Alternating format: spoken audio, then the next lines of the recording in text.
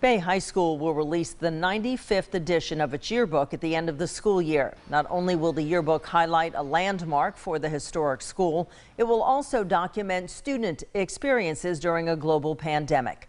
News 13's Emily McLeod shows us how these teens are rising to the occasion.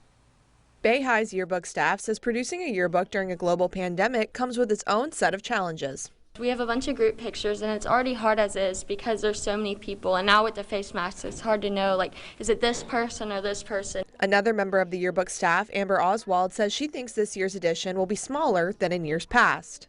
We've had to cut a lot of clubs and group pictures and stuff, and we have a lot of no names and missing people in photos, and we just kind of try to name them and keep them in somewhere, but it's kind of hard because people aren't always there. They can't always get their picture made. The yearbook staff say they had two options when it came to documenting the pandemic in this year's edition. They could either tolerate it or play into it and have some fun.